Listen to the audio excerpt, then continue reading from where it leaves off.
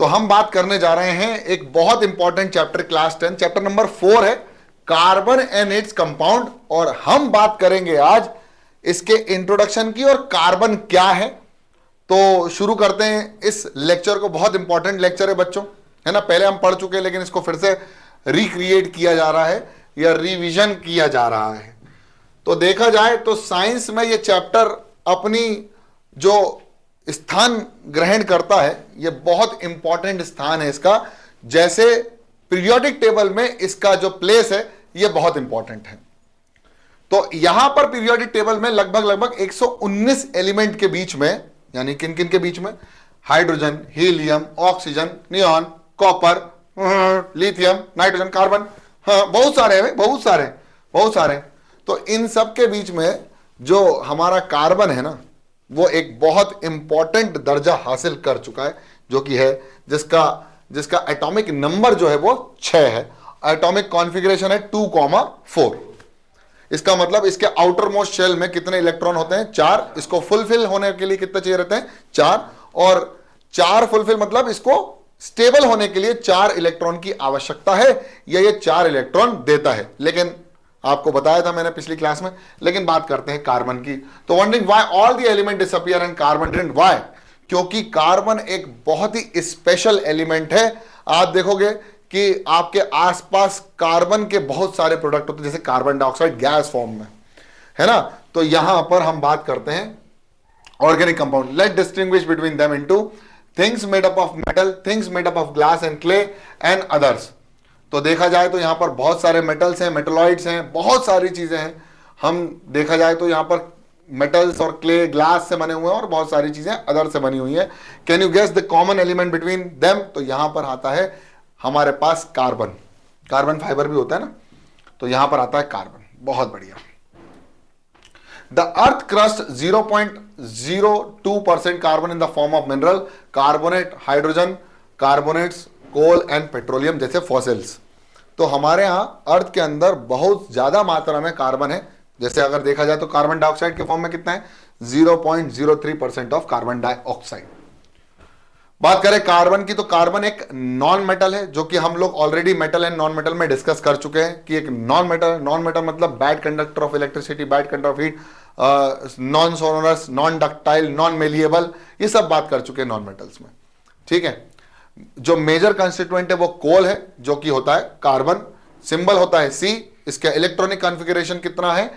2,4। इसका जो atomic number है वो कितना है? 6। ठीक है। इसका मतलब क्या है? इसके आउटर मोस्ट शेल में कितने इलेक्ट्रॉन रिवॉल्व कर रहे हैं? 4 इलेक्ट्रॉन रिवॉल्व करते जा रहे हैं। और इसकी वैलेंसी कितनी है? +-4। +-4 का मतलब होता है 4 इलेक्ट्रॉन को गेन करना और 4 इलेक्ट्रॉन को लूज करना।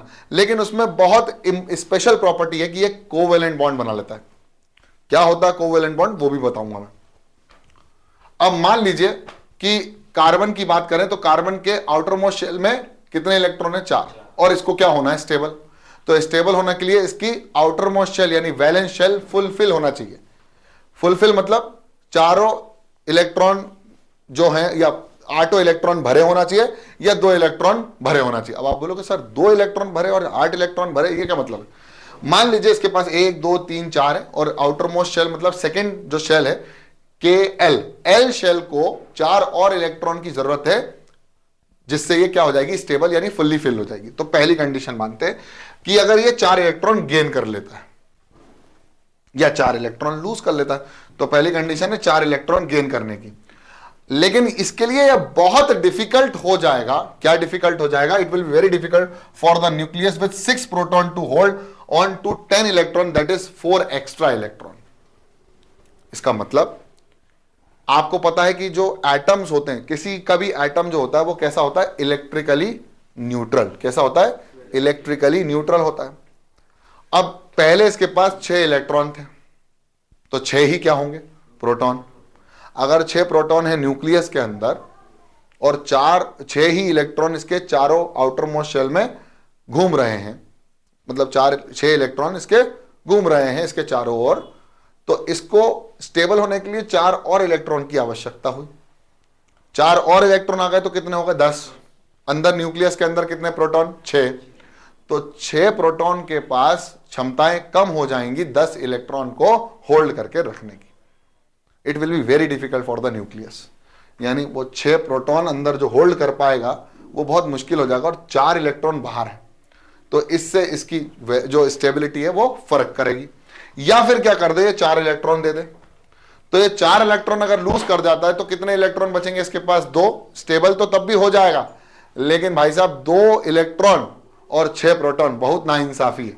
तो यहां पर भी यही है, it would be require large amount of energy to remove these 4 electrons, और जिसकी वजह से 6 प्रोटॉन अंदर हो जाएंगे और 2 इलेक्ट्रॉन इसको होल्ड करना बहुत ज्यादा मुश्किल हो जाएगा। तो एक स्टेबिलिटी गेन तो कर सकता है, लेकिन ये ऐसा नहीं करता है, ये करता है शेयरिंग पेयर ऑफ इलेक्ट्रॉन्स बना के। क्या करके, शेयरिंग पेयर ऑफ इलेक्ट्रॉन्स बना के। और यहां पर होती है बॉन्डिंग, जिसको हम क्या बोलते हैं, covalent bond, sharing pair of electron. तो carbon share its valence electron forming covalent bond और फॉर्मेशन ऑफ कोवैलेंट कंपाउंड्स।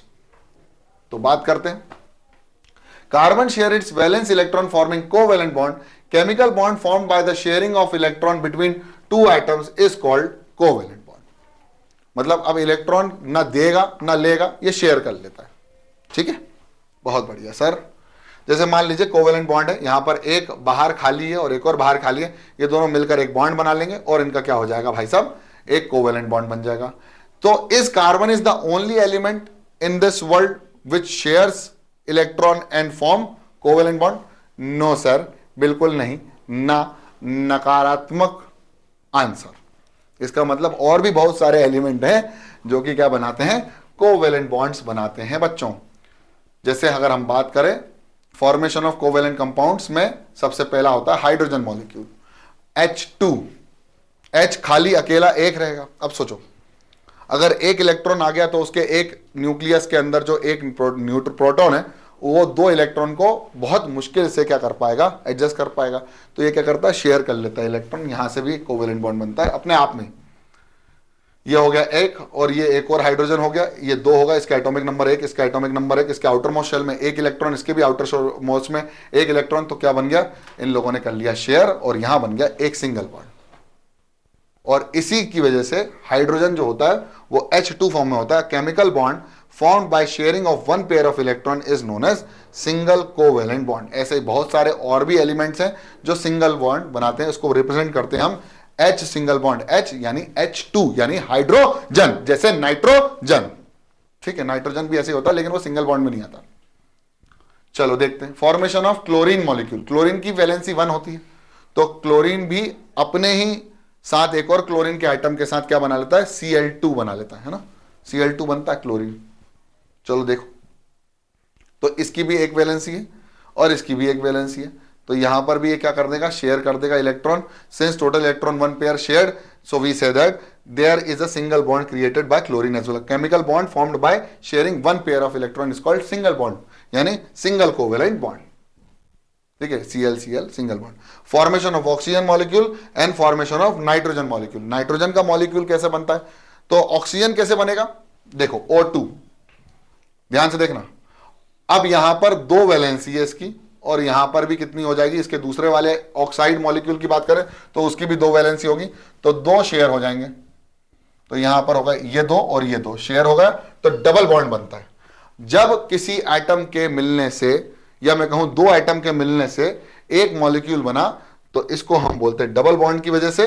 तो यहां पर ये जो शेयर होता है, chemical bond formed by sharing of 2 pairs of electron is called double covalent bond.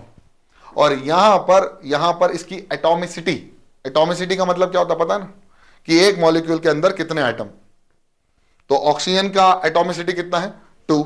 Hydrogen के एक मॉलिक्यूल के अंदर कितना है, कितना है भाई, कितना है, हाइड्रोजन का भी 2 ही एटॉमिसिटी। नाइट्रोजन का कितना है, 2 एटॉमिसिटी। क्लोरीन की कितनी है, 2 atomicity.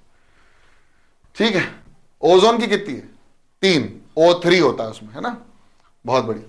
Formation of nitrogen molecule, formation of nitrogen molecule भी ऐसे होता है, 1 2 3 1 2 3, और हमारे पास 2,5 यानी 3 और इलेक्ट्रॉन क्या कर सकता है, ये ले सकता है। तो यहां पर क्या होगा, 3 ट्रिपल बॉन्ड से बन जाएगा। ट्रिपल बॉन्ड बनेगा मतलब क्या है कि a chemical bond formed by sharing 3 pairs of electron is called triple covalent bond, यहां बन जाएगा ट्रिपल कोवेलेंट बॉन्ड। ठीक है, तो अगर देखा जाए तो कार्बन एंड इट्स कंपाउंड में फॉर्मेशन ऑफ वाटर मॉलिक्यूल भी देखना है। मीथेन, मीथेन समझते हो?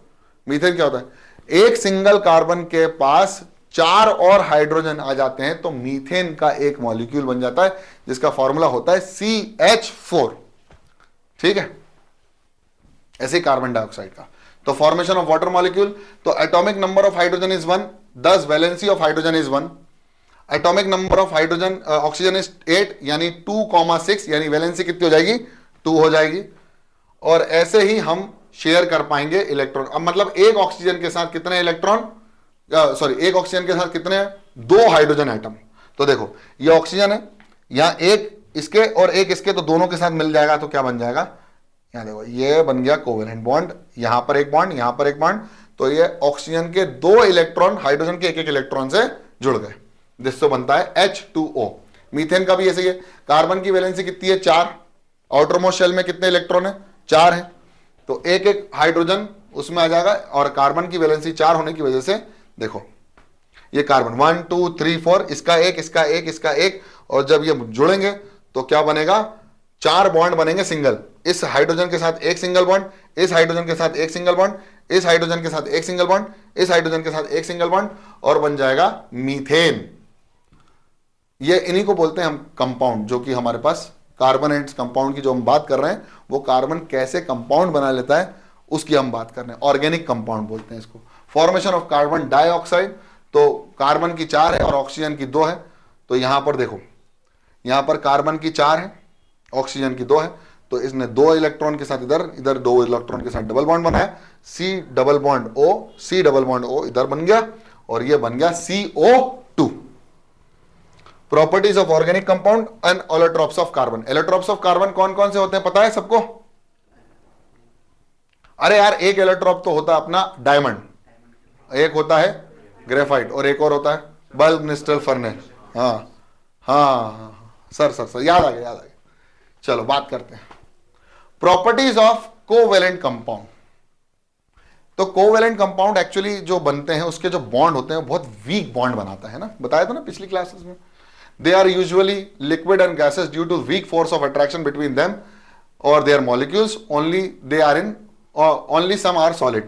They have low melting point and low boiling point, except diamond and graphite due to weak molecular force of attraction, little energy required to break these forces। इसका मतलब इनका bond जो होता है वो काफी वीक बॉन्ड बनता है, और इसी वजह से ये लिक्विड और गैसियस स्टेट में ज्यादातर पाए जाते हैं। They are generally insoluble in water but soluble in organic solvent, and poor conductor of heat and electricity because they do not contain iron. Just graphite is a good conductor of electricity. Diamond is a bad conductor of electricity. ठीक है, conduction बहुत कम होता है।